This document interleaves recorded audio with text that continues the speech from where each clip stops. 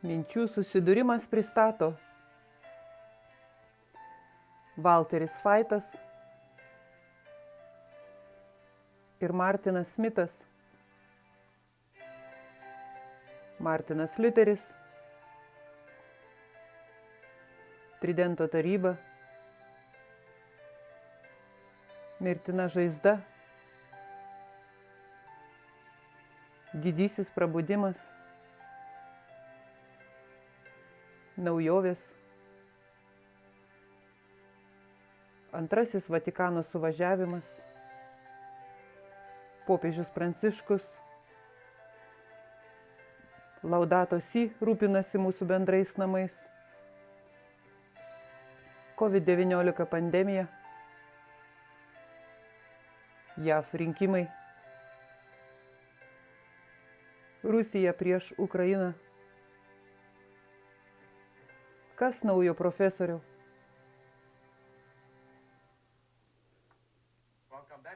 Sveiki atvykę į kitą Kas naujo, profesorių seriją. Sveikas Valteri, sveiki Martinai. Šiandien nagrinėsime labai sudėtingą temą. Kai kuriems tai gali atrodyti lengva. Bet jei įsigilinsite į tai, tai gali būti varginanti. Ir tai labai aktualu mūsų laikui. Manau, kartais mes neįvertiname to aktualumo. Taigi paprašykime, kad šventoji dvasia vestų mus. Mūsų dangiškasis Tėve, šiandien kaip visada vėl prašome, kad atsiųstumė mums šventąją dvasią, kuri vadovautų šiai diskusijai. Ir dėkojam už viską, ką darai dėl mūsų Jėzaus vardu. Amen. Martinai, sunaikinimo pabaisa. Ar girdi ūžesį? Manau, kad tai yra nuoroda į seną pamokslą Aš girdžiu ūžesį. Ir jame nagrinėjama būtent ši problema. Kiek arti esame šios pranašystės išsipildymo ir ką tai iš tikrųjų reiškia. Nes labai svarbu, kad jūs suprastumėte šios įvykius, nes jums reikia unikalaus supratimo. Kai susidurite su nuniokojimo bjaurybė. Nes yra žmonių, kurie įmeta tai į istoriją ir sako, kad tai ne ateitis ir tai neturi nieko bendro su tuo. Tam tikras futurizmas numeta tai į tolimą ateitį. Taigi, mes žinoma tikime istoriniu, tęstiniu Biblijos modeliu. Ir Martinai, iš tikrųjų pasakykime tiesiai šviesiai. Tai yra vienintelis logiškas, kurio reikia laikytis. Kitaip Biblija būtų buvusi parašyta tik žmonėms praeityje ir tik žmonėms ateityje, o visas žmonijos blokas vidury neturi nieko bendra su šventojo raštu. Tai absoliuti nesąmonė. Šventasis raštas yra kiekvienam, kiekviename istorijos taške. Taigi, jei gyventume reformacijos laikais, tai būtų švento rašto vietos, kurios pasakytų, kur tu esi laiko tėkmėje. Ir viskas, kas sakoma, yra aktualu taip pat ir tavo laikui. Taigi, futurizmas iš tikrųjų neturi ateities. Tai labai geras pastebėjimas. Pažvelkime į šią nuniokojimo bjaurybę ir pažiūrėkime, ką galime pamatyti. Jėzus kalba apie pranašo Danieliaus išpranašautą sunaikinimo bjaurybę vienaskaita, daugiau nieko apie tai nenurodydamas. Kurią iš šių nuorodų turėjo omenyje Jėzus. Žinome, visi galime užduoti savo klausimą, kas yra sunaikinimo bjaurybė. Aš turiu galvoje, kad jei tave įspėjo apie kažką ir nežinai, kas tai yra, tai neturi prasmės. Kiekvieną kartą, kai pavyzdžiui apie Babelę visada sakėte, jei norite perspėti apie Babelę, turite apibrėžti, kas yra Babelė. Kitaip, kokia prasmė tiesa? Taigi, ką reiškia suniokojimo bjaurybė mūsų dienomis? Tai yra, kada sužinosime, kad Jėzaus paskelbtas ženklas savo tautai bėgti išsipildė. Aš turiu omeny, tai gana svarbu. Tai turi įtakos mūsų gyvenimui, būtent. Taigi, mes turime žinoti, kas yra sunaikinimo bjaurybė. Ir apie tai kalba pranašas Danielius. Taigi, jei pažvelgsime į žodį nuniokotas, apleistas, Mato 24:15. Kai tik pamatysite pranašo Danieliaus paskelbtą sunaikinimo pabaisą stovinčioje šventoje vietoje, skaitytojas tai įsidėmi.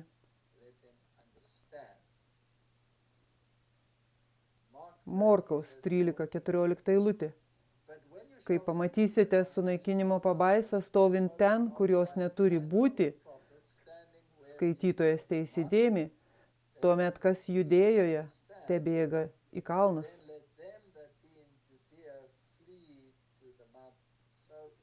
Taigi Markas mums pateikė šiek tiek daugiau informacijos. Įdomu tai, kad šiuolaikiniuose vertimuose jie išskiria skliaustelės Morkaus žodžius, apie kurį kalbėjo pranašas Danielius. Šių žmonių argumentas visada yra toks. Na, tai parašyta Mato Evangelijoje. Kodėl tu norėtum tai pakartoti Morkaus Evangelijoje? Tai mane taip erzina, kad galėčiau net rėkti. Tai tiesa. O kaip dėl antrojo ir trečiojo liudytojo? Tai taip apgailėtina. Taip, nes reikalas tame, kad tai yra jiems pasiteisinimas. Tai pasiteisinimas, bet taip pat paprasta skaityti kitas dalis ir studijuoti, jei pamiršti apie tai, kada gali patekti į spastus dėl didesnės kritikos, kuri sako, kad Danielius nebuvo pranašas arba jis net nerašė Danieliaus knygos, kad neparašė taip arba parašė ne tuo metu, kai buvo parašyta, tai buvo parašyta po įvykio. Ir net tada jie patenka į bėdą, nes tai tęsiasi iki mūsų laikų. Tai kaip nurašytum į praeitį, jei tas įvykis dar net neįvyko. Taigi neikime ten. Aukštesni kritikai yra erzinantis būrys, jie yra paveikti jėzuitų. Todėl turėtume juos nurašyti kaip nesusijusius su tema. Teisingai, nebent kaip priešininkus. Laikykitės Biblijos ir istorija tęsiasi. Teisingai. Luko 21:20 eilutė. Kai matysite Jeruzalę supamą kariuomenės, žinokite, jog prisiartino jos nuniokojimas. Tai paralelinis tekstas, taigi visada gerai turėti paralelinį tekstą. Taigi nuniokojimo bjaurybė ir čia vėl bjaurybė, kai jis stovi šventoje vietoje, lygiagretus tekstas. Kai pamatysite Jeruzalę apsuptą armijų, tada žinokite, kad sunaikinimas arti. Atminkite, kad Matas ir Lukas yra dvigubo pritaikymo pranašystės. Koks tavo atėjimo ir amžiaus pabaigos ženklas? Taigi čia yra to laiko pranašystė, yra pabaigos laiko pranašystė. Tiesioginis išsipildymas ir dvasinis išsipildymas. Ir mes neturime to išimti iš lygties, nes tada mes pasiklysime ir turėsime juos atskirti. Bet žinoma, tiesioginis pritaikymas turi pamoką dvasiniam pritaikymui. Taigi jūs negalite jų atskirti, kad tai praeitis, o tai ateitis. Jie iš tikrųjų yra susieti. Tai svarbus teiginys, nes 90% arba 100% atveju, kai dėl to kyla konfliktas, kyla todėl, kad jie juos atskiria. Taip, jūs negalite jų atskirti. Pereikime prie teiginio didžiojoje kovoje. Jėzus papasakoja besiklausantiems mokiniams apie nuosprendžius, kurie ištiks puolus į Izraelį. Jis pažymėjo atpildą, kurį izraelitai patirs atsisakę Mesijo ir jį nukryžiavę. Prieš šį baisų kulminacinį įvykį pasirodys aiškus ženklai. Siaubinga valanda ateis staiga ir netikėtai. Martinai, tai yra svarbu tiesa. Paskutiniai įvykiai bus greiti. Todėl išgelbėtojas įspėjo savo sekėjus. Kai tik pamatysite Danielio pranašo paskelbtą sunaikinimo pabaisą stovinčio šventoje vietoje, skaitytojas tai įsidėmi, tuomet, kas bus Judėjoje, tebėga į kalnus. Ir ji cituoja Matą ir Luką. Kai šventojoje žemėje nusidriekusioje keletą šimtų metrų už miesto sienų bus įbestas stabmeldiškos romėnų vėliavos, tuomet Kristaus sekėjai turėtų gelbėtis bėgimu. Kai pasirodys įspėjantieji ženklai, reikėtų nedelsiant gelbėtis bėgant. Visai Judėjai, kaip ir pačiai Jeruzalei, reikėtų skubiai paklusti ženklams. Kas dirba ant stogo, neturėtų grįžti pasiimti jokių daiktų, net didžiausių brangenybių. O kas pluša laukuose ar vynuogynuose, gali palikti ten net karštyje numestus apsiaustus. Jie neturėtų gaišti nė akimirkos, nes gali pražūti. Tai labai svarbus pareiškimas.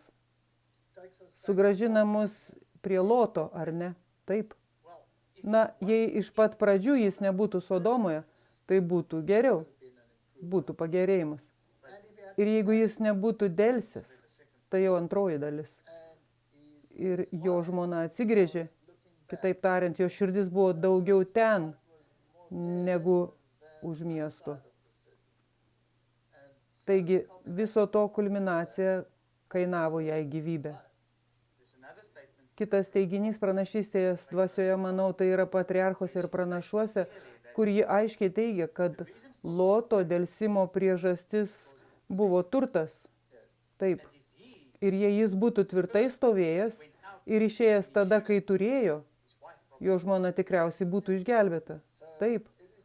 Todėl yra gerai klausytis. O Lotas yra pavyzdys tų, kurie pajuda paskutinę akimirką. Tai gali labai brangiai kainuoti. Gerai, ir kitas dalykas, kurį reikia atsiminti ar pastebėti, yra tai, kad tai susijęs su pirmąja apgultimi. Atmink, Martinai, kad pirmoji apgultis yra antrosios apgulties pavyzdys. Ir kas svarbu, galite pasiklysti ir pagalvoti, kad tai jau antroji apgultis, kai sakoma, kad net neikite į savo namus arba jei esate ant stogo. Tai skamba kaip greitas pabėgimas, tai yra greitas pabėgimas, bet svarbu atsiminti, kad jie bėga nuo pirmos apgulties. Todėl, jei manote, kad tai bus tik antrojoje apgultyje, galite pakliūti neįtardamas. Pažvelkime į kai kurias detalės. Ką jis turėjo omenyje, kai kalba apie sunaikinimą ir kai kalba apie bjaurastį ir jų derinį. Taip, nes kaip ir užduotame klausime, į kurį jis nurodo. Jūs galite tai paaiškinti. Gerai, pereikime prie Danieliaus eilučių. Danieliaus 8:13. Išgirdau kalbant šventąjį, o kitas šventasis kreipėsi į tą nepažįstamą kalbantįjį. Taigi jis klausosi kalbančių angelų, nes jis yra regėjime. Kiek ilgai tęsis šio regėjimo įvykiai susiję su kasdiene deginamąją auką? Atminkite, deginamąją auką pridėta. Šių žodžių nėra originale. Todėl to nėra, tai yra pridėta. Taigi galėtume perskaityti. Kiek ilgai tęsis šio regėjimo įvykiai susiję su kasdiene, siaubą keliančia nuodėme, šventyklos ir galybių trypimu. Taigi jis kalba apie laiko pranašystę, 2300 dienų pranašystę. Ir štai čia yra klausimas. Siaubą keliančių nusižengimų. Taigi sunaikinimas yra susijęs su nusižengimu. Nusižengimas sukelia sunaikinimą. Tai labai svarbu. Ir kiek ilgai leista trypti abu – šventyklą ir galybės po kojomis. Čia yra du aspektai. Šventykla bus trypiama po kojomis ir galybės bus trypiamos po kojomis. Taigi, kas yra šventykla? Padangtė, kurią pastatė Mozė, arba šventykla. Na, žmonės gali pasakyti, kad kalbama apie tiesioginį Jeruzalės sunaikinimą. Bet čia to negali būti, nes kalbame apie 2300 dienų ir jų pabaigą. Taigi tai turi turėti platesnę konotaciją. Turi nurodyti, kokia yra pabaigos laiko pritaikymas. Bet mes mokomės iš tiesioginio, kas bus pritaikyta pabaigos laikui, kas yra simbolis arba pavyzdys. Taigi turime aptarti šventyklą, ką ji reiškia, kuri yra trypama po kojomis ir galybės. Na, galybės yra Dievo tauta. Taigi Dievo tauta bus persekiojama, o šventykla bus trypiama po kojomis procese. Danielius 9:17. Taigi dabar, mūsų Dieve, išklausyk savo tarno maldą ir prašymą, ir tau pačiam Viešpatie te šviečia tavo veidas nuniokotoje tavo šventykloje. Taigi padėk man tai suprasti, kad galėčiau pranešti, kas čia vyksta. Jis užduoda klausimą. Ir ypač jis domisi 2300 dienų pranašystė, kuri turi pradžią ir pabaigą, nes tai laiko pranašystė. Nuo dekreto paskelbimo atkurti ir pastatyti Jeruzalę iki, čia yra mesijinė pranašystės dalis, o tada pabaiga. Ir niekaip to negalite apeiti. Jei turite pradžios datą, turite turėti pabaigos datą. Ir jūs turite taikyti dieną už metus principą. Ir jeigu imsite dieną už metus principą ir jį pritaikysite, tada mesijinė dalis bus visiškai išpildyta ir patenkinta. Todėl tas pats principas turi būti taikomas ir kitiems. Jūs negalite naudoti futurizmo, mesti jį į ateitį, mesti jį į praeitį, preterizmo. Tai istorinė nenutrūkstama tėkmė nuo dekreto išleidimo per Mesijo erą iki pabaigos.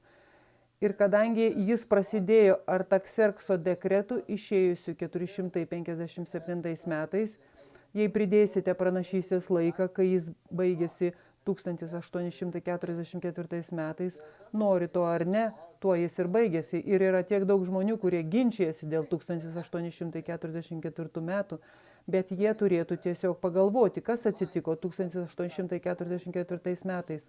Atsivėrė didžiulės linijos Evangelijos skelbimui.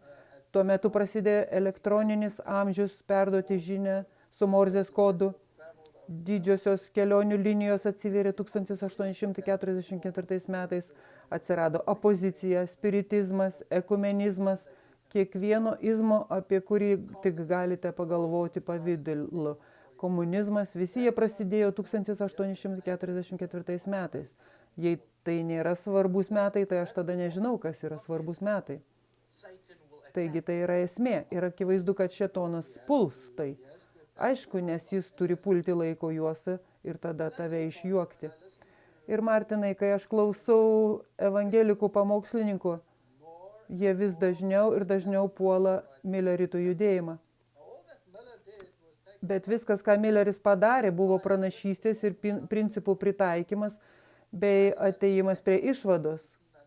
Taip, jis neteisingai suprato įvykį, nes jis nesuprato šventyklos, bet mes apie tai kalbėsime, kas bet kuriuo atveju taip pat yra Biblijoje, kad tai buvo Dievo valia, kad tai įvyktų. Dievas pridengė savo ranką. Tai kodėl šie evangelikai neišjuokė mokinių, kurie suklydo dėl įvykio, kai Jėzus buvo nukryžiuotas? Jie neteisingai suprato įvykį. Būtent, jie neteisingai suprato įvykį, jie suklydo. Nori, kad dar pakartočiau, jie neteisingai suprato įvykį. Taip, bet jie vis dar Biblijoje. Jie vis dar Biblijoje ir vis dar labai svarbus. Ir svarbu suprasti, kad ta tikrovė turi susitikti su simboliu. Ir jei mes to nesuprantame, tai mes nesuprantame, kodėl Jėzus turėjo mirti. Kad būtų nutrauktas ceremoninis įstatymas, nes tai nurodė į jį. Taip. Todėl tai yra svarbus dalykas, į kurį čia žiūrim. Taigi, jis nori atsakymo, taigi mes taip pat turėtume norėti žinoti atsakymą. Danielius 9:27. Vieną septynetą jis sudarys stiprią sandorą su daugeliu, per pusę septyneto sustabdys aukojimą ir atnašavimą. Vietoj jų bus siaubingoji pabaisa, iki skirtoji pražūtis bus išlieta ant niokotojo.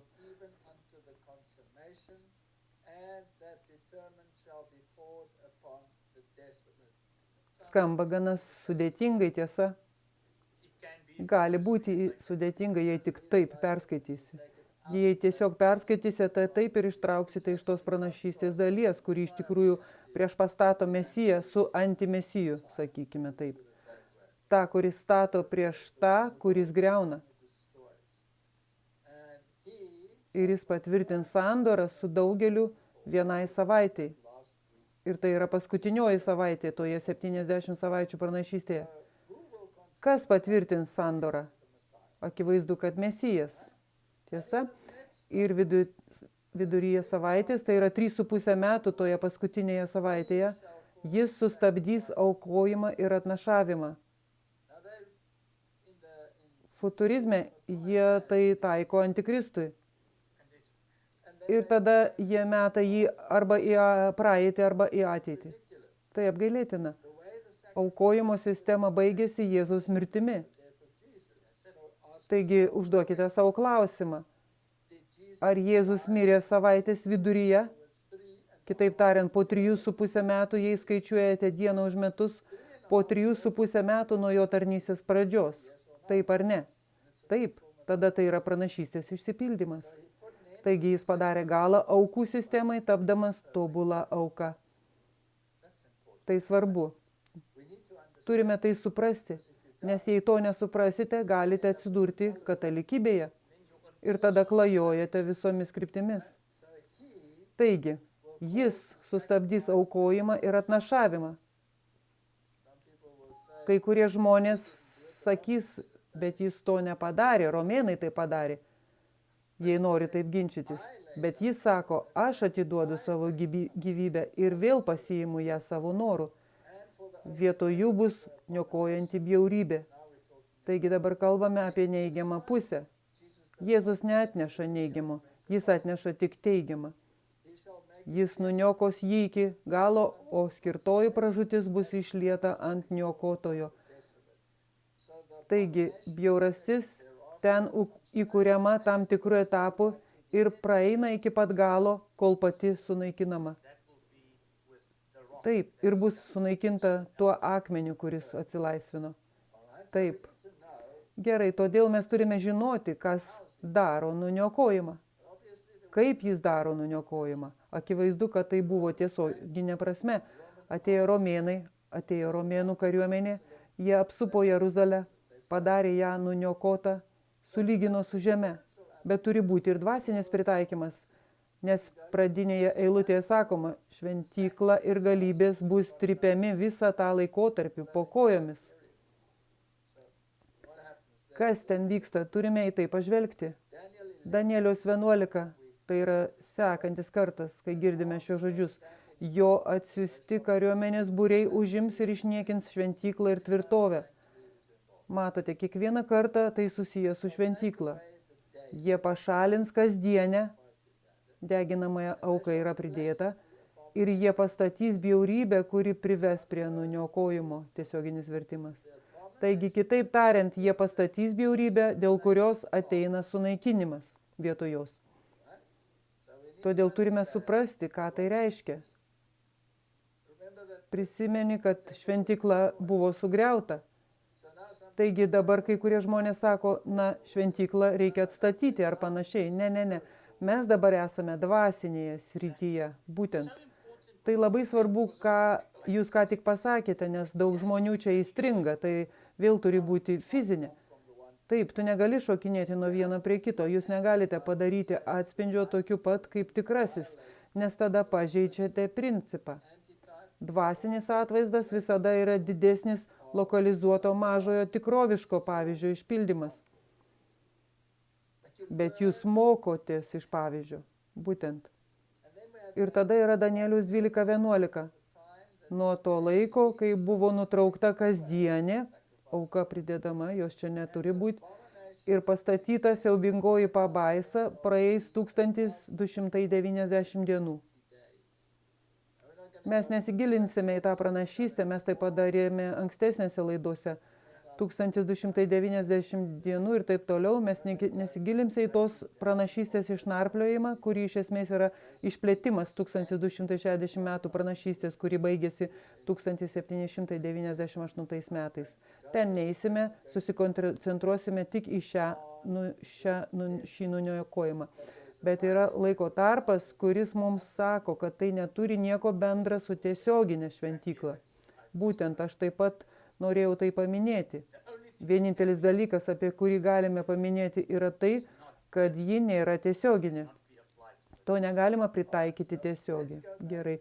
Taigi grįžkime prie Danieliaus 8:13, kuris iš esmės yra pirmasis kartas, kai jis apie tai kalba.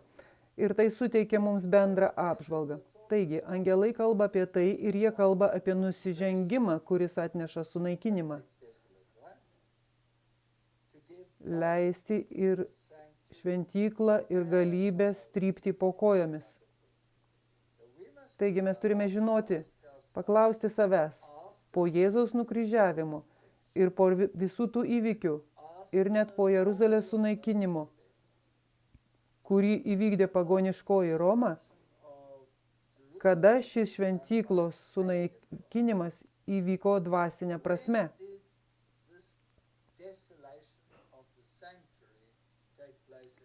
Nes tai tęsiasi iki pat pabaigos.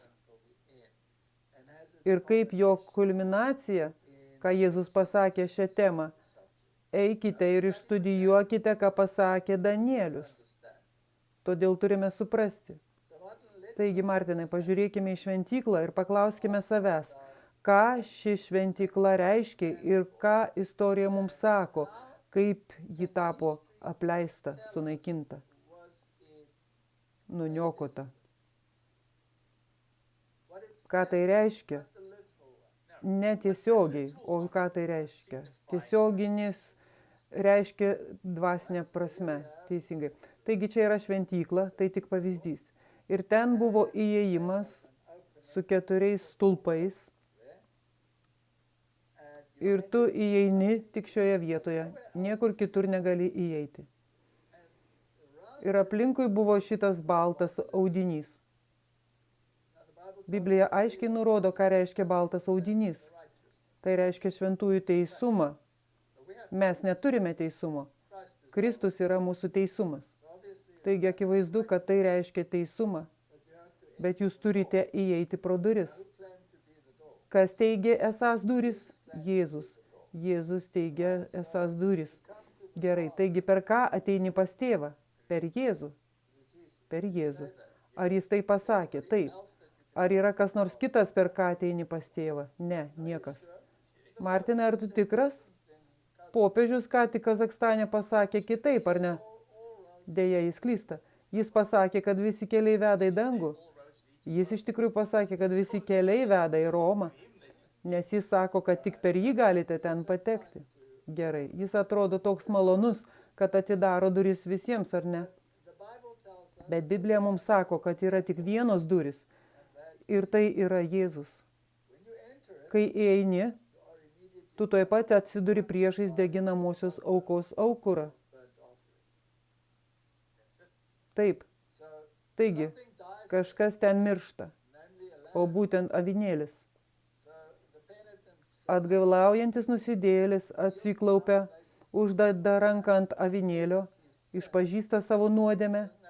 Jam nereikia garsiai kalbėti, kunigui nereikia girdėti, ką jis sako. Ir simboliškai perkelia savo nuodėmės nekaltam avinėliui. Taigi, ką reiškia avinėlis? Vėlgi Jėzų. Mes perėjome tai 1000 kartų, mes tiesiog paaiškinsime tai paprastai. Ir mes norime sužinoti, kaip šventykla buvo apleista, tiesa. Pats kunigas, jis apsirengęs baltai, tai reiškia teisumą. Taigi, ką jis atstovauja? Kristų vėlgi. Gerai. Kristus yra avinėlis ir jis yra kunigas. Taigi avinėlis miršta. Būtų nelaimė, jei nužudytum kunigą, nes tai būtų problema. Taigi čia turime dvigubą vaizdą. Avinėlis atstovauja Kristų ir miršta už nuodėmę.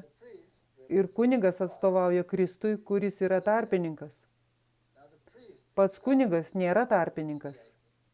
Jis yra tarpininko pavyzdys. Tai labai svarbu. Vėlgi, tai ne pažodžiui, tai dvasinis tipažas. Biblijoje kunigas yra tas, kuris atneša auką. Jis turi paaukoti. O pastorius yra tas, kuris yra ganytojas, kuris yra mokytojas. Bet jis nėra kunigas, nes jis neneša aukos. Bet tiesiog sustokime čia. Taigi, šis avinėlis iš tikrųjų tada pririšamas prie altoriaus ragų, aukuro ragų. Kitaip tariant, jis asocijuojasi su tuo aukuru. Jo negalima atskirti nuo aukuro ir jis miršta toje būsenoje. Taigi, tipologiškai jūs įeinate į santykį su Kristumi per duris, kurios yra Kristus. Jūs susidurėte su aukuru vaizduojančiu kryžių. Avinėlis atstovauja jį ir vyriausiasis kunigas atstovauja jį. Kai praeini tą procesą, kuris vadinamas nuteisinimu, nes įeidamas pro duris esi iš karto apsuptas balto audinio, esi padengtas jo teisumu. Tada jūs patenkate į prausyklą, kuri simbolizuoja atgimimo plovimą ir šventąją dvasią. Štai taip. Dabar jūs tapote Kristaus atstovo, mokiniu. Tada jūs patenkate į šventąją vietą, tipologiškai. Čia tarnavo kunigas ir joje buvo žvakidė. Jėzus pasakė, aš esu pasaulio šviesa, todėl jis yra žvakidė. Apreiškimo knygoje jis tarnauja tarp žvakidžių. Taip, tarp bažnyčių. Apreiškimo pradžioje. Taigi ten buvo padėtinės duonos stalas, ant kurio buvo nerauginta duona. Visi prieskoniai, smilkalai ir visa tai, kas simbolizuoja nenuodėmingą Kristų ir kūną, kuris buvo atiduotas už jus. Tada taip pat šventojoje vietoje buvo smilkalų aukuras, ten tarnavo vyriausiasis kunigas. Ir tai simbolizuoja šventųjų maldas, kurios Kristui tarpininkaujant daromos priimtinos Dievui. Tada patenkate į šventųjų švenčiausiąją, kuri vėlgi buvo atskirta uždanga. Tai įdomu, kad buvo durys, o paskui buvo uždanga ir tada antra uždanga.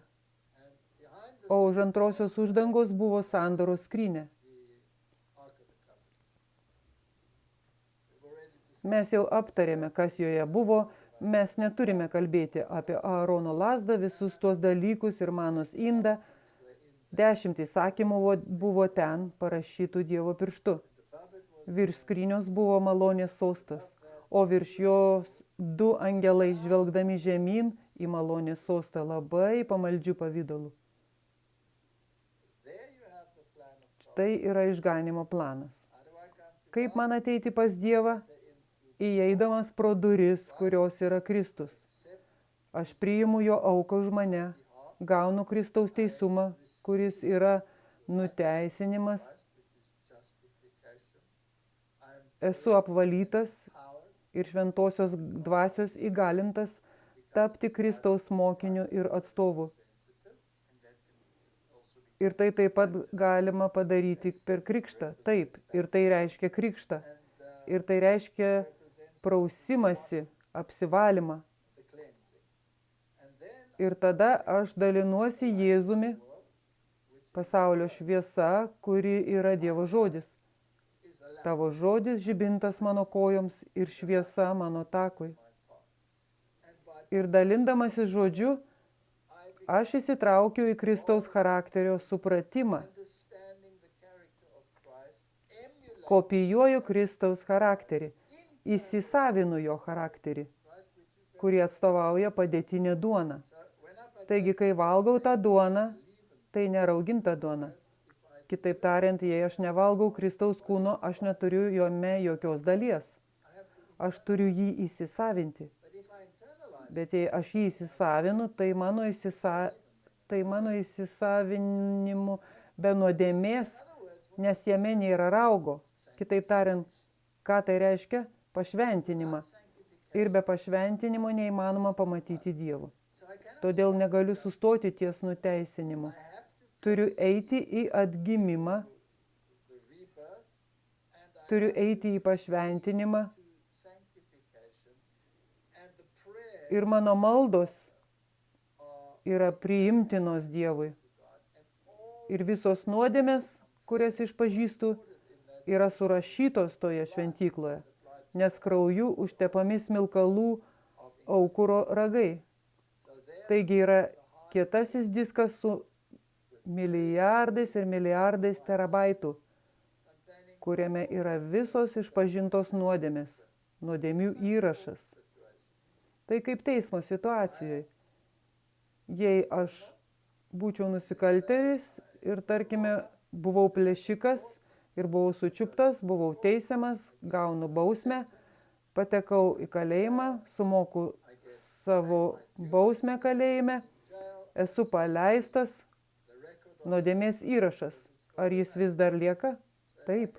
Taigi, jei mane vėl pagaus, jie pažiūrės į knygas ir sakys, atsiprašau, įraše rašoma, tu padarei tai, todėl neturite jokių lengvinančių aplinkybių. Šį kartą tau bus blogiau nei pirmą kartą. Štai kaip tai veikia.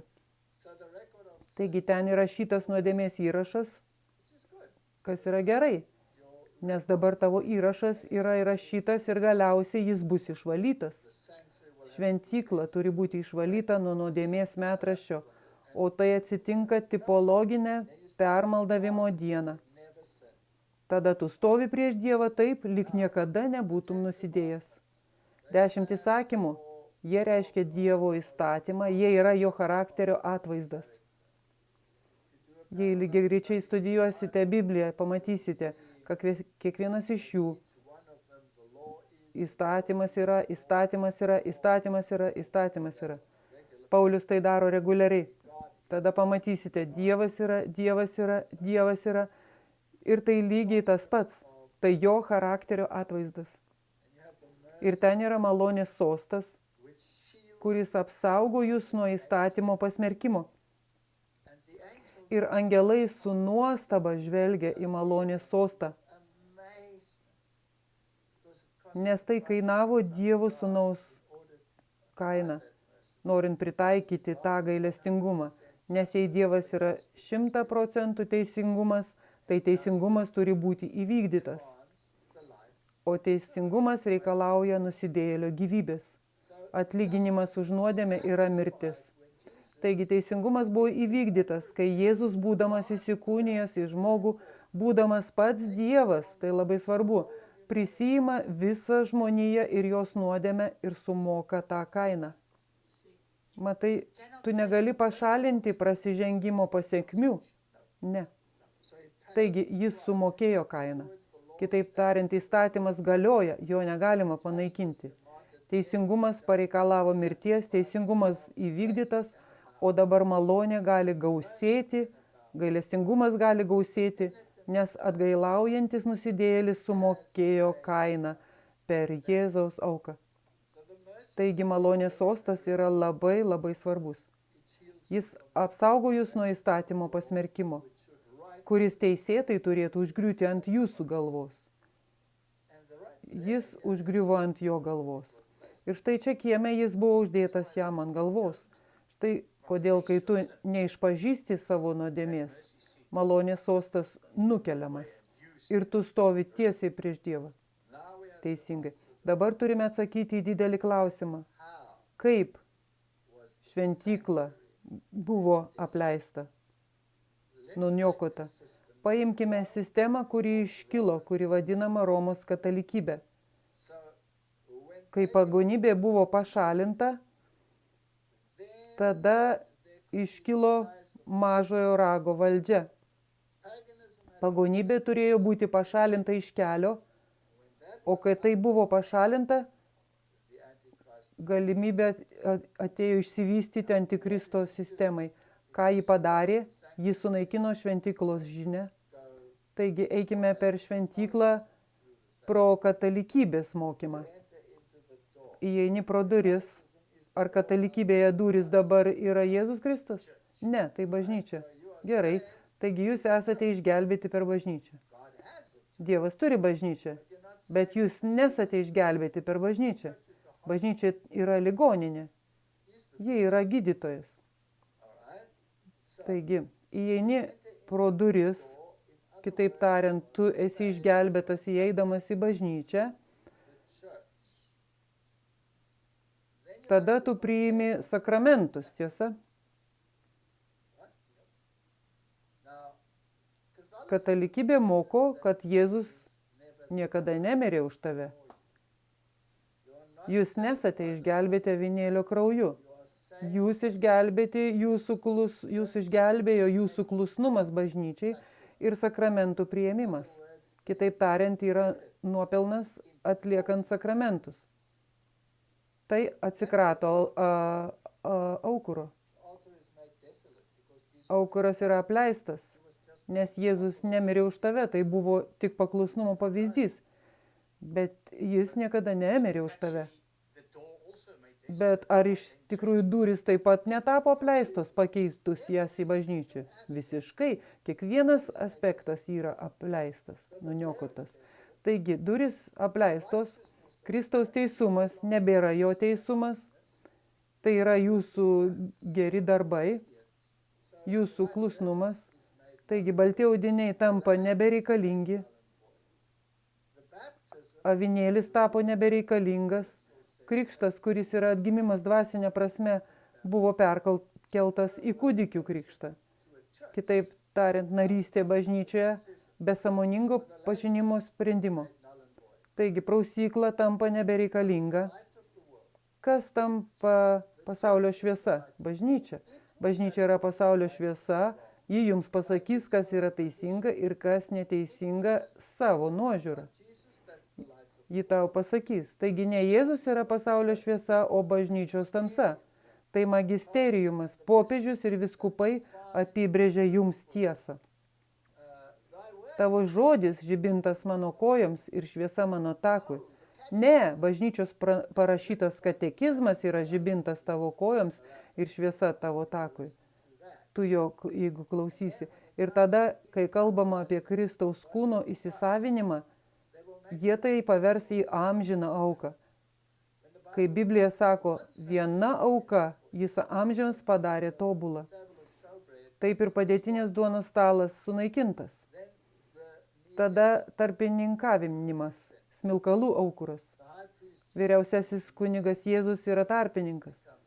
Ne, kunigas tampa tarpininku. Jūs turite gauti nuodėmių atleidimą iš kunigo ir jis yra tarpininkas, o ne Kristus. O kaip su šventų švenčiausia vieta? Tarp jų yra uždanga. Jėzus pasakė, uždanga simbolizuoja mano kūną.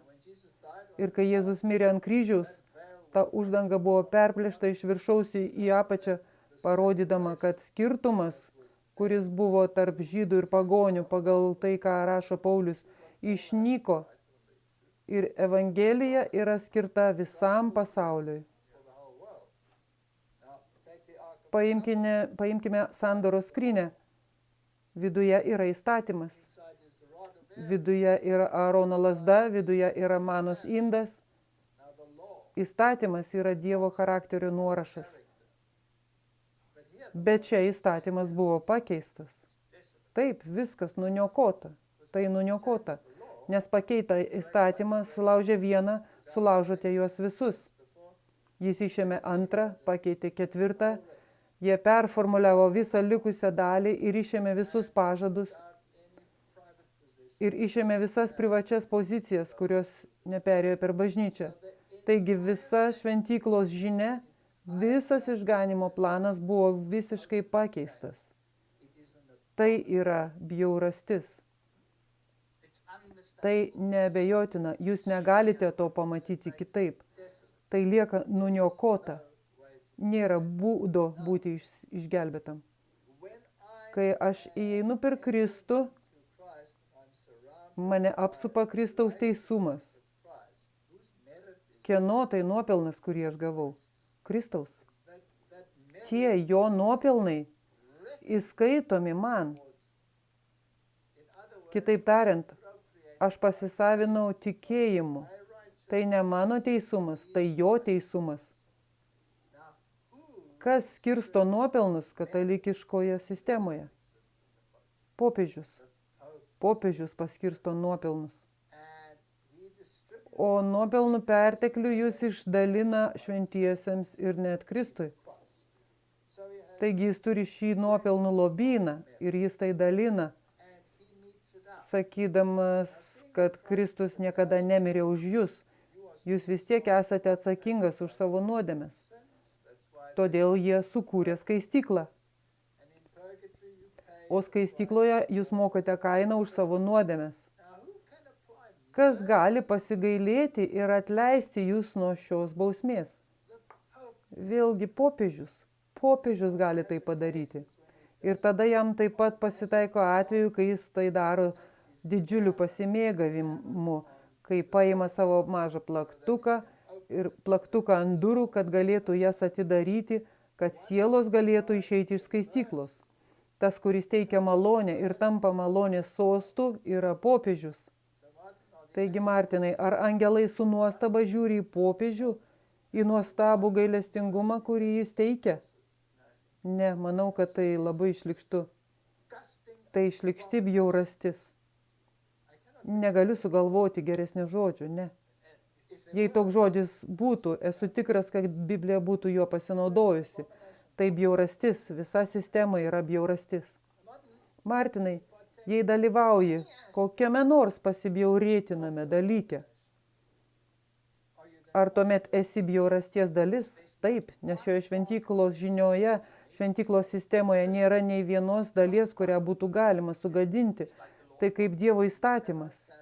Jūs negalite sugadinti išganimo plano. Taigi, jie ne tik jį sugadino ir visiškai sunaikino, bet ir padarė jį nuniokotą. Ką reiškia žodis nuniokotas? Nieko. Nieko iš to neliko. Visiškai nieko. Taigi, ten nieko neliko, o tu įeini ten ir dalyvauji paprastame dalyke, tarkime, prausyklą. Prausykla seka po sprendimo išpažinti savo nuodėmes ir priimti avinėlio auką. Todėl tai turi būti suaugusiojo sprendimas. Ir paverskime tai į kūdikių krikštą. Jūs sunaikinate dalį šventyklos. Jei pripažįstate, kad popiežius yra vyriausiasis krikščionybės kunigas, ar neišniekinate šventyklos? Taip, tikrai. Gerai. Jei skelbi futurizmą ar preterizmą, ar neišniekini šventyklos? Taip. Nes jūs ištraukite Kristų iš istorijos, įmetate jį į praeitį, įmetate jį į ateitį ir vargši žmonės viduryje, jie neturi kur eiti. Jie išniekina išganimo planą, jie išniekina šventyklą. Ji lieka nuniokota.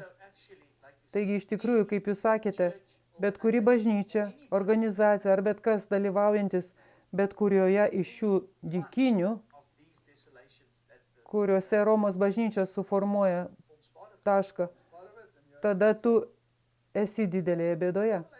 Apreiškimo 3:18 eilutė. Tai patarimai skirti laodikiečiams. Tai pati paskutinė bažnyčia žemėje, tiesa. Ir jie turi nešti paskutinę žinią žmonijai, kuri apima 3 angelų žinią apreiškimo 14 skyriuje, kuri iš tikrųjų sugrąžina jūs į visą šventyklos žinią. Taip. Jei nesusiejai jos su šventykla, vadinasi praleidai esmę. Tada tu nedarai to, ką liepia Biblija. O būtent paskelbta pranašo Danieliaus skaitytojas teįsidėmi. Ir iš tikrųjų, jei atsiversite apreiškimo 12 skyrių, ne apreiškimo, Danieliaus 12 skyrių, tada jūs perskaitysite 9 eilutėje. Eik savo keliu, Danieliau, atsakė jis, nes šie žodžiai turi likti paslaptyje ir užantspauduoti lygi pabaigos meto. O pabaigos metas apibrėžiamas kaip laikotarpį ir pusė laikotarpio. Pabaiga, kuris yra 1260 dienų, diena už metus, 1260 metų, tai popiežiaus viršenybės laikotarpis. Eik savo keliu, Danieliau, atsakė jis, nes šie žodžiai turi likti paslaptyje ir užantspauduoti lygi pabaigos meto. Tai yra lygi meto po 1798. Daugelis bus išgryninti ir padaryti balti, kitaip tariant, priims Kristaus teisumą ir išmėginti ugnyje, tačiau nedorėliai ir toliau nedorai elgsis. Ne vienas nedorėlių to nesupras, o išmintingieji supras. Ir tada 11 eilutė. Nuo to meto, kai buvo nutraukta kasdienė, deginamoji auka čia pridėta, ir pastatyta siaubingoji pabaisa, praeis 1290 dienų. Štai šitą eilutę mes skaitėme. Pažiūrėkime, kas čia parašyta. Ši bažnyčia, ši paskutinė bažnyčia gauna patarimą.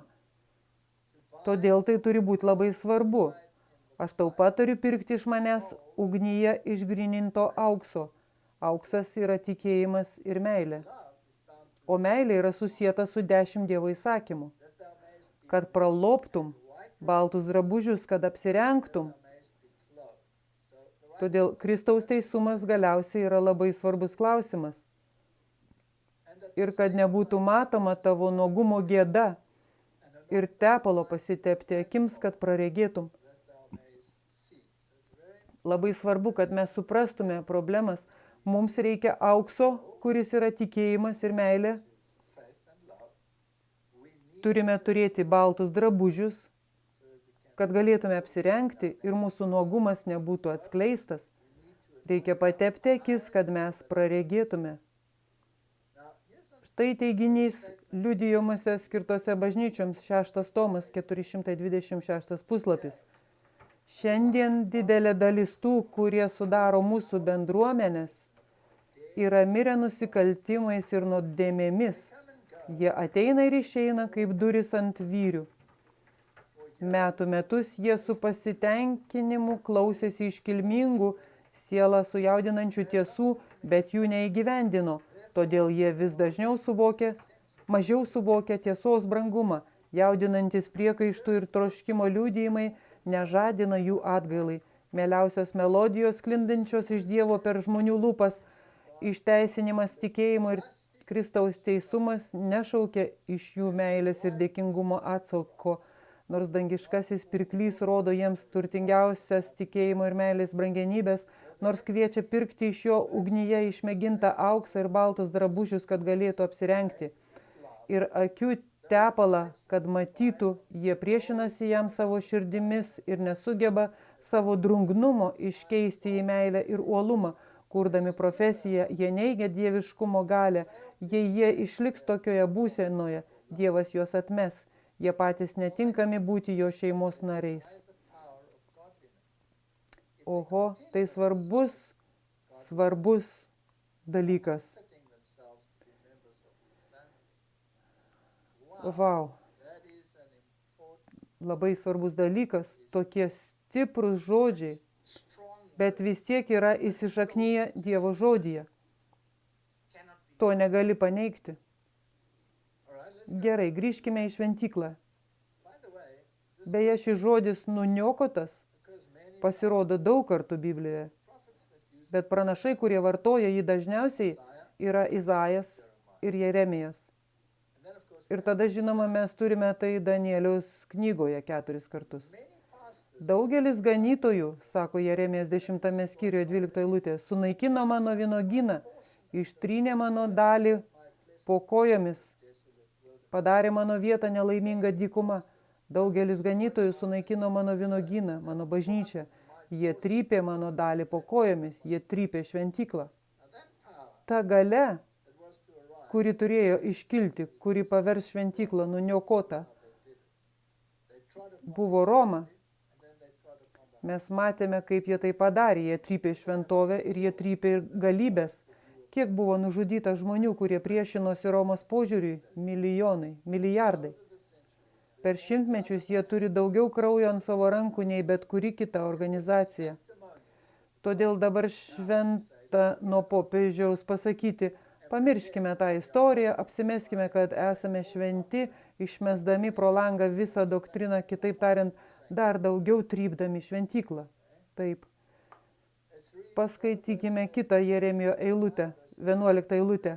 Jie padarė jį dykynę. Tai visiškai aiškiai parašyta, kuri verkia mano akivaizdoje. Visa šalis virto dykuma ir niekas dėl to nesisieloja. Iš esmės tai yra tai, ką dabar skaitėme tame pareiškime. Štai sakoma Luko 13:35 eilutė. Paliekami jums jūsų namai ir aš sakau jums, jūs manęs nebematysite, kol ateis laikas, kada tarsite, garbė tam, kuris ateina viešpaties vardu. Martinai, toje eilutėje yra daug dalykų, kurių mes neatpažįstame. Pavyzdžiui, jei tavo namai yra apleisti, jie tušti. Taip, tušti nuo ko? Tušti nuo išganimo plano, tušti nuo Kristaus. Taip, Kristaus jame nėra ir jie jo nematys iki kada? Iki pabaigos. Tada jis ateis su teismu. Kodėl? Nes jis buvo išmestas iš namų. Kazakstanas. Ar jie paminėjo jį nors kartą? Ar jie išmetė jį iš namų? Taip. Jie nematys jo, kol jis ateis su teismu. Jie jo nepamatys. Namai nuniokoti, jie tušti. Tai tušti namai, jie sutrypė šventyklą. Apreiškimų 17-16. Tie 10 ragų, kuriuos matei, ir žvėris, jie ims nekęsti ištvirkelės, nuplėš jos drabužius ir paliks ją nuogą, ės jos kūną ir ją pačią sudegins ugnyje. Galiausiai pasaulio tautos supras, kad jas apgavo sistema ir atkeršys jai, kai jie supras, kad jie visi yra pražuvę, bet bus per vėlu, senai per vėlu. Apreiškimo 18-19. Jie bėrėsi žemės ant galvos, verkė, gedėjo ir aimanavo. Vargas, vargas didžiajam miestui, iš kurio prabangos pralobo, kurie jūroje turėjo laivų.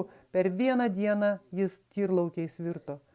Taigi, ar ekonomika dalyvauja visame tame? Būtinai. Gerai, taigi turime pakalbėti apie visas šias problemas ir vėl pamatyti, kur tai yra, kai pritaikome istoriją ir dabartinius įvykius į tai, kas vyksta šiandieninėme pasaulyje. Taigi pastoriai sunaikino vynuogyną, jie pakeitė išganimo planą ir net jei tai dalinai, jie vis tiek tame dalyvavo. Ir čia taip pat Jeremija kalbėjo apie žydų tautą arba to laiko Izraelį, kuris turėjo būti sunaikintas. Kitaip, kaip jau minėjome anksčiau, tik svarbu prisiminti, kad jų namai, kaip čia matėme Luko Evangelijoje, jiems palikti apleisti. Taigi nėra jokios naudos žiūrėti į Izraelį, į tą šalį tiesioginę prasme, kad pamatyti pabaigos laikus. Taip daro evangelikai, bet namai apleisti. Kodėl jie apleisti? Nes jie išmetė Kristų. Net jei kai kurie mano, kad jį sugrąžins, tai ne tas pats Kristus. Tai tas, kuris atneš nacionalinį išvadavimą, o ne tas, kuris išlaisvins iš nuodėmės. Nuodėmė yra priešas, kurį reikia sunaikinti. Todėl jie nuolat naikina visą šventyklos žinią, nes vis dar laikosi savo tradicijų. Martinai, turime dar kartą pažvelgti į tai ir pamatyti, kaip tai taikoma. Taigi, grįžkime prie to, koks buvo pradžioje pasiūlytas klausimas. Taigi, Jėzus kalba apie pranašo Danieliaus vienaskaitą išpranašautą sunaikinimo bjaurybę, daugiau apie tai nekonkretizuodamas, kurią iš visų šių nuorodų turėjo omenyje Jėzus. Kai kurie iš jų buvo susiję su tiesioginė, pavyzdžiui, kur paaiškinama 70 savaičių pranašystė ir kur sakoma, kad šventykla bus sunaikinta. Bet žodis bjaurastis ir su juo susiję žodžiai yra tipologija, todėl negalite jų atskirti. Turime į juos visus atsižvelgti. Taigi, ką mūsų dienomis reiškia sunaikinimo bjaurybė? Ji atstovauja bet kokiai krikščionybės formai arba bet kuriai religijai, dėl kurios šventyklos žinia negalioja. Taigi, tas, kuris tai padarė tiesioginę prasme ir persekiojo tuos, kurie jam priešinosi, buvo popiežius, popiežyje. Kai Jėzus kalba apie šios dalykus ir kai kalba apie šią eilutę, kada pamatysite sunaikinimo bjaurybę, apie kurią kalbėjo pranašas Danielius, stovinčią prie šventą vietą, kas skaito, tegul supranta. Lygiagretus tekstas apačioje Luko 21 skyriaus 20 eilutėje. Kai matysite Jeruzalę supamą kariuomenės, žinokite, jog prisiartino jos nuniokojimas. Taigi pažodinėje pabaigos laiko pranašystėje, kai matai Romos kariuomenę, supančią Jeruzalę, stovinčią šventoje vietoje. Šventoji vieta buvo tokia, kokią skaitėme tame kitame pareiškime, apie kilometro ilgio plotas aplink miestą. Tiesą sakant, Nehemijas paskelbė švarę zoną, į kurią net pirkliams nebuvo leista įeiti. Ir jiems nebuvo leista įeiti per šabą dirbti savo darbo. Taigi, šabo diena buvo labai labai svarbi. Ir ši šventa vieta buvo pirklių apsivalymui. Įdomu tiesa, taip. Ir jie neturėjo išniekinti šabo. Tai yra pavyzdys, tipologija. Todėl pirkliai negali išniekinti šabo dienos laiko pabaigoje. Mes daug kalbėjome apie tai ir apie sekmadienio įstatymo įvedimą ir apie visus tos klausimus. Ir norima įvesti 4 dienų darbo savaitę, bet įdomu, kad įmonės suteiks jums antradienį ar trečiadienį išeiginę, bet ne šeštadienį. Tai labai įdomu. Bet neikime ten. Kai apie tai kalbame tiesioginė prasme, kai matai juos ateinančius, tada tebėga jie. Buvo 2 apgultis. Per pirmą apgultį jie apsupo miestą vadovaujant Cestijui, o paskui vėl atsitraukė. Kai matai Jeruzalę apsuptą armijų, bet kai jie apsupta, tu negali pabėgti. Per vėlu.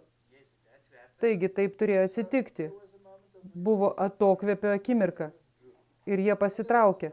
Taigi buvo atokvėpio akimirka ir Romos kariuomenė pasitraukė.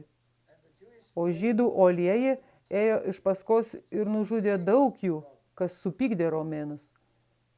Todėl buvo akivaizdu, kad jie ketina grįžti.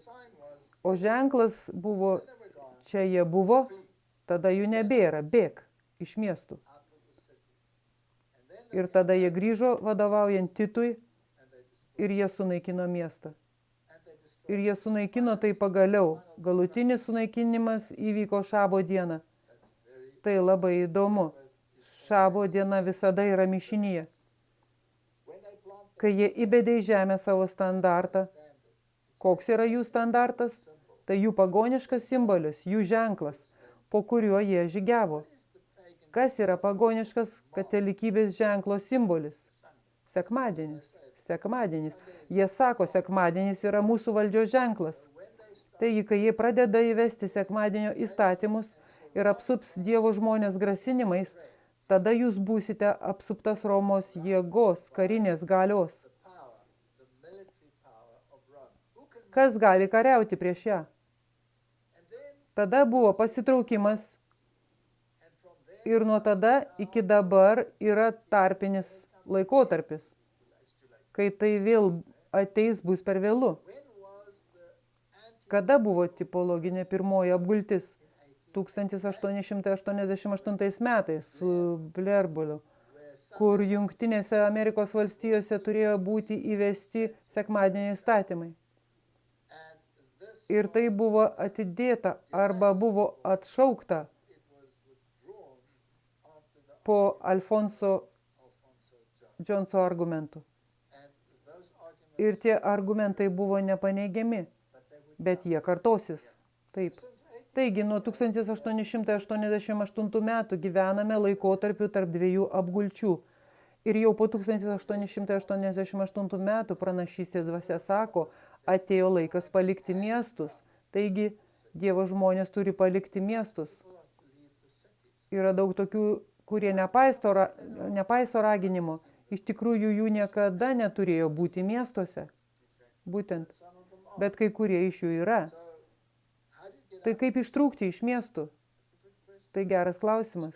Taip, ypač žmonėms, kurie galbūt įstrigę, o kai kurie žmonės sako, aš negaliu išeiti iš miestų. Būtent.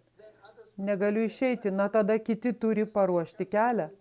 Turite susisiekti su žmonėmis, kurie turi tokį mąstymą ir nori išeiti. Paprašykite Dievo atverti kelią. Ir kai kuriuos jis įgalins. Ir jie turi paruošti kelią, kad kiti galėtų išeiti. Akivaizdu, kad galite išeiti paskutinę sekundę, nes turime kitą pavyzdį. Tai yra Lotas. Jie išėjo paskutinę sekundę, bet tai buvo skaudu. Ir buvo aukų. Taip, Loto žmona buvo auka. Taigi tai nėra geriausias būdas. Jei negalite patys išeiti, prašykite Dievo jums padėti. Susisiekite su tais, kurie turi panašų mąstymą.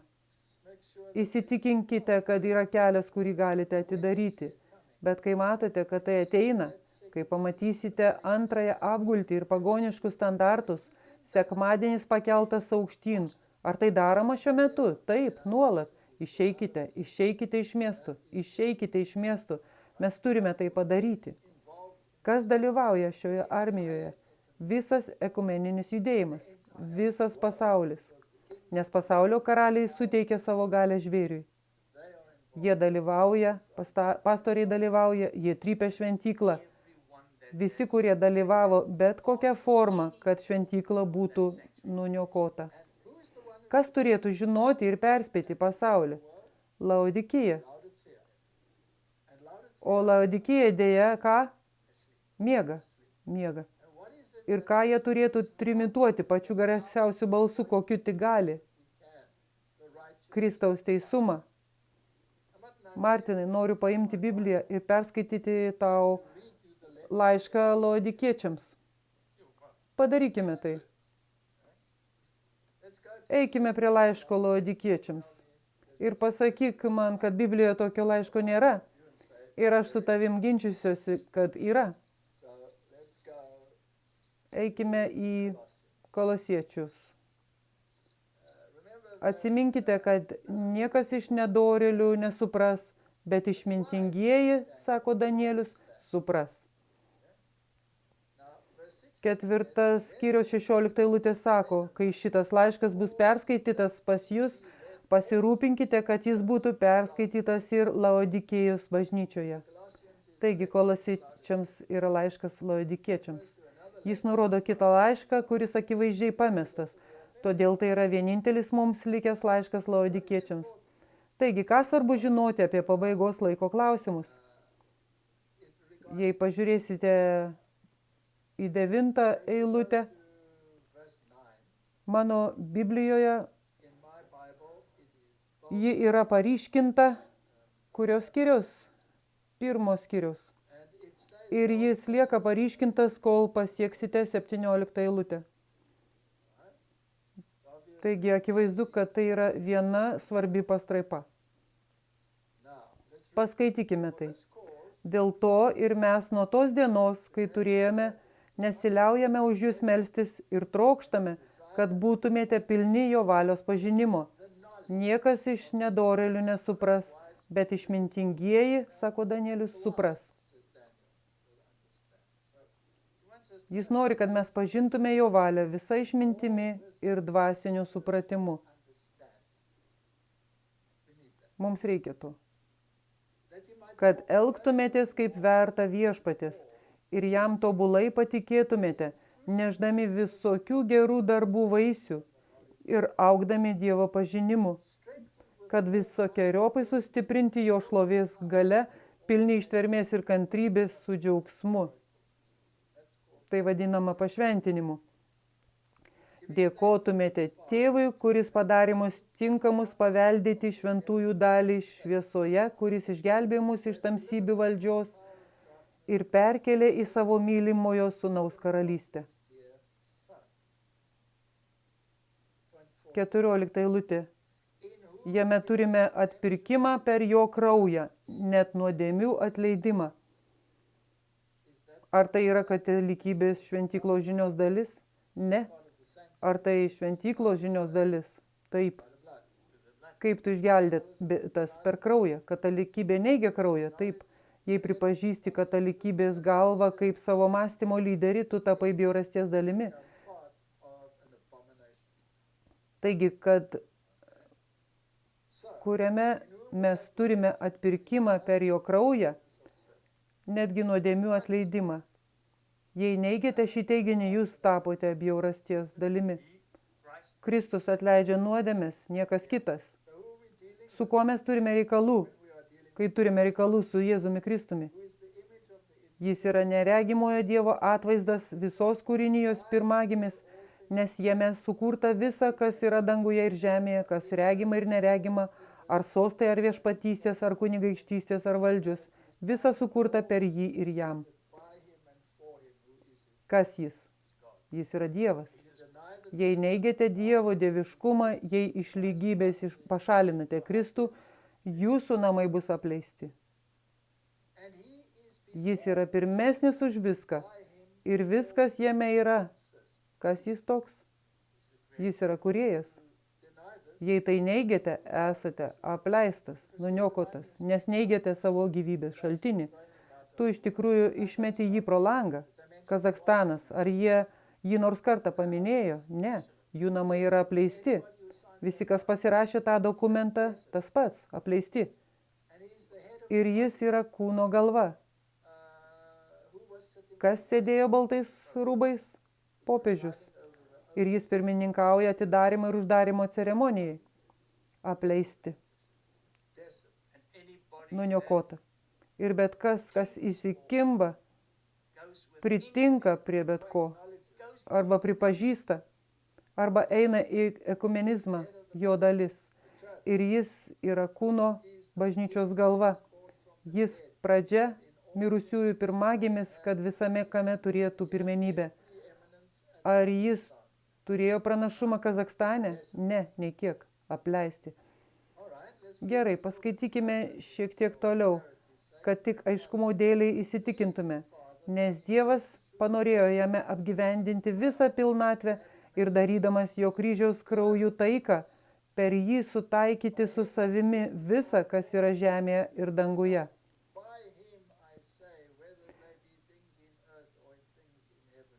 Ar tai gana aišku? Skaitant taip, kaip yra, jokių būdų negali to paneigti.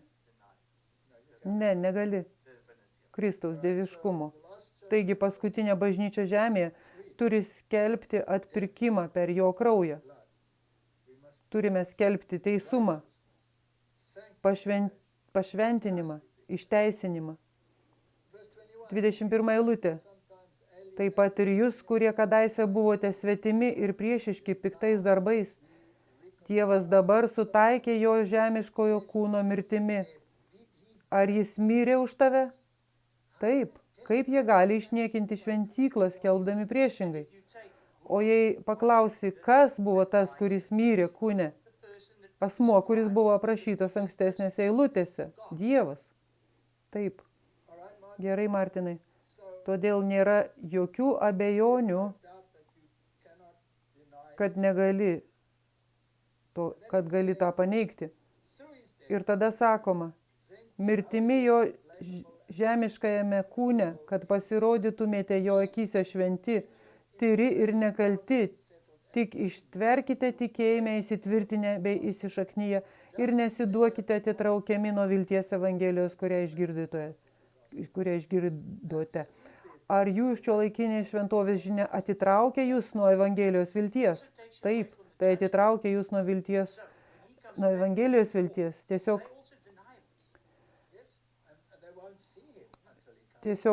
atsiverskite antrą skyrių. Tai taip pat atitolina jūs nuo teisumo. Taigi, kai jis grįžta su atlygiu, jie taip pat tai neigia. Taip, jie jo nematys, iki kol jis negrįž su atlygiu, kurio jie nenori. Antras skyrius. Tad noriu, kad jūs žinotumėte, kaip man tenka kovoti už jūs, už laodikiečius ir visus, kurie nėra matę mano veido, kad būtų paguostos jūsų visų širdis, kad meilę suvienyti visi pasiektų supratimo pilnatvės turtus ir galėtų pažinti Dievo slėpinį Kristų, kuriame slypi visi išminties ir pažinimo turtai. Ar popiežius neturi turtų, iždo? Taip, nuopelnų. Ir ar viską tai jame pačiame, ar tai paremta šventaisiais ir prelatais, kurie nužudė milijonus, nes nesutiko su jais? Taip, Martinai, tai rimta. Nusileiskime į 8 eilutę. Žiūrėkite, kad kas jūsų nepasigrobtų filosofiją ir tuščia apgaulę, paremta žmonių padavimu bei pasaulio pradmenimis, o ne Kristumi. Argi popiežius nesako, tradicijos yra kontekstas, kuriame viskas turi būti aiškinama. Tai aukščiau nei Biblija. Taip, Biblija tai vadina tuščia apgaulė paremta žmonių padavimu bei pasaulio pradmenimis, o ne Kristumi. Jame kūniškai gyvena visa dievybės pilnatvė. O jūs išmetate jį iš diskusijos dėl kompromiso arba dėl broliškos meilės? 11 eilutė. Jame jūs taip pat esate apipjaustyti ne rankomis atliktų apipjaustimų, bet savo kūniškumo atsižadėjimu, Kristaus apipjaustimu. Ir tada šis svarbus pareiškimas 14 eilutėje. Jis ištrynė mus, kaltinantį skolos raštą, ir panaikino jį, prismeigdamas prie kryžiaus. O po to 16 eilutė. Niekas ten nesmerkia jūsų dėl valgio ar gėrimo, dėl švenčių, jaunačių ar šabų. Visa tai tėra būsimųjų dalykų šešėlis, o tikrenybė priklauso Kristui. Tegul niekas neneigia jums vainiko, pamėgęs tariamą nusižeminimą ir angelų garbinimą. Demonų garbinimą. Demonų namai. Martinai, Laodikėjai turi būti visiškai aišku, apie kokį įstatymą jis čia kalba. Apeiginį, būsimų dalykų šešėlis. Įstatymas niekada nebuvo šešėlis. 10 įsakymų niekada nebuvo būsimų dalykų šešėlis. Tai yra jo charakterio nuorašas. Viskas nurodo į kūrybą. Bet šis nurodė į Kristų, įskaitant apeiginius šabus, jie visi nurodė į Kristaus tarnystę ir atpirkimą. Taigi, Martinai, visa tai labai, labai svarbu. Ir tada, žinoma, pasakojama, kaip turėtumėte gyventi, kad gyventumėte krikščioniškai ir taip toliau. Taigi, iš esmės, tai yra laiškas Laodikiečiams, kaip matėme, nes 16 eilutė jis sako, 4 skyriuje, reikia perskaityti Laodikiečiams. Taigi, ką Laodikija turi suprasti? Jai reikia suprasti Kristaus pirmenybę. Viskas, kas paneigia Kristaus pirmenybę, turi būti atmesta. Nieko, kas jis palieka nuo šalyje, viskas turi būti atmesta. Tai apleisti namai. Ir nepadeda jo ten, kur jis turėtų būti. Dievas. Taip, teisumas tikėjimu. Ar mums reikia tai suprasti? Taip. Jei jie neįtraukia teisumo per tikėjimą į savo išganimą, jie neturi išganimo. Bet kokia teisumo forma darbais? Ar jie turi suprasti ceremoninę teisę, tiesioginę ir dvasinę tipologiją? Jei nesuprantate, ar neketinate pažvelgti į tiesioginį Izraelį šiandieną? Būtent, jie supainios. Tačiau žiūrint į tikrą Izraelį šiandien ir galvojant, kad Dievas išgelbės tikrą Izraelį, yra nepaisimas žodžių, tavo namai lieka apleisti. Jūs jį iškraustėte. Jei nesugrąžinsi Kristaus, liksite apleisti. Gerai. Mes turėtume vengti susiskaldimo. Ar mums tai labai gerai sekasi Laodikijoje? Ne. Mes turėtume vengti tuščios filosofijos. Ar mums tai labai gerai sekasi? Nevengiame, dėja ne. Žmonių potvarkiai. Ar mums patinka manyti, kad darbai gali būti svarbesni už išgelbėjimą tikėjimu? Visa tai yra šiame laiške Laodikiečiams, Kolosiečiams. Taigi, Martinai, kai pamatysite bjaurybę, apie kurią kalbėjo pranašas Danielius, kai Romos standartas yra pakeltas ir apima Dievo žmonės bei daro jiems spaudimą, tuomet žinosite, kad laikas jau arti. Taigi, apie ką kalbėjo pranašas Danielius, Judėjos gyventojai tebėga į kalnus. Kitaip tariant, išeikite iš miestų. Laikas yra dabar. Kai matai Jeruzalę apsuptą kariuomenės, žinok, kad jos nuniokojimas jau arti. Mes esame tame taške. Tikrai, kaip klausimas pavadinime, ar girdi ūžesį? Girdžiu artėjančios Romos armijos ūžesį. Ir tai yra apleista armija. Joje nėra Kristaus. Ir kiekvienas, kuris jos laikosi, ar bet kokių pavydalų ar būdų dalyvauja jos bjaurybėse, nematys Kristaus tol, kol jis ateis su atpildu. Ir kai kurie gaus atlygį pagal savo darbus. Pasimelskime. Dangiškasis Tėve, tai labai rimta tema. Ir meldžiuosi, kad pagal tavo pažadą duotumei mums išminties ir supratimo. Meldžiu Jėzaus vardu. Amen.